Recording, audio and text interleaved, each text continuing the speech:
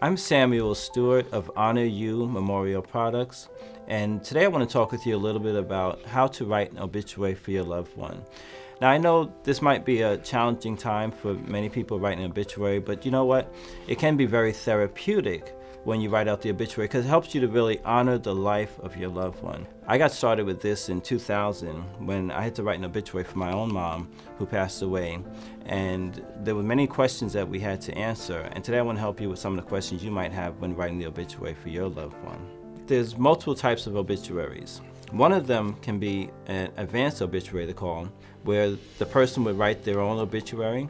Then you would have an obituary that would go into a newspaper notice. And the third type of obituary, which is what I would focus on today, is the one that goes into funeral programs such as one we did here for my mom. The obituary is a great snapshot of a person's life because you know what? Each person's life is unique, it is special, and the obituary is going to be the story of that special life that was lived.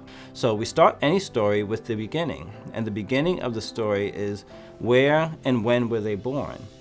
This is where you list their parents and also their siblings. Following the course of this story, we would then go into their what we call formative years. Now, the formative years is, where were they raised and their early education. You can start right from their elementary up to junior high school and then even into high school. And for most people, when they're in high school, they might be parts of a group or some kind of an organization. So now following high school, did they go into higher education? Did they go to college? And while in college, did they receive an associate's or a bachelor's degree? Or maybe they're part of a group or an organization. Or possibly they didn't go to higher education, they decided to join the service. Did they receive any special recognition or awards or medals? This is where we want to tell this in the story and really emphasize these kind of special points of this person's life. The next chapter of their life would be their working career. So where did they work? They may have carried several jobs, but where did they spend the bulk of their career? We would naturally move the story along into their family life.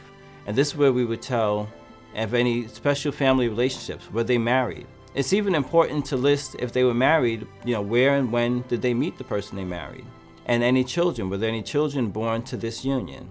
Next in the story, we would talk about any groups that they may have belonged to, or even religious affiliations. One of the parts of the obituary that I really enjoy the most is this next section where we talk a little bit about their personal life. This is a section where we can really set them apart and tell what made them special as a person. So what was special about your loved one? What made their life unique? Did they like to go bowling or hiking? Did they have pets? This is where you can really emphasize and let people know about your loved one's life. For example, my mom, she was a nurse.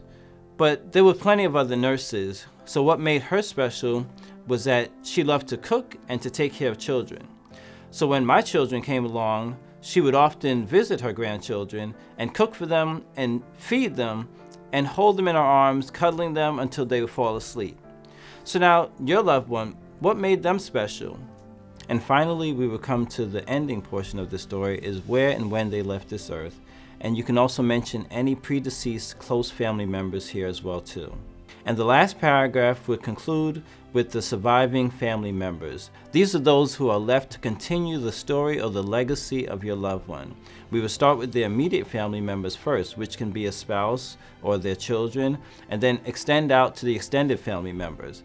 Now, one thing that I have learned is that you want to stay away from listing everyone's name just in case you forget a name. And one way to get around that is to say, and a host of other family members and friends. My deepest condolences to you at this time. I truly hope that you found this video helpful. In addition to the video, we place a PDF on our website, honoryou.com, which is an obituary writing guideline. And feel free to contact us if there's anything else that we can do for you.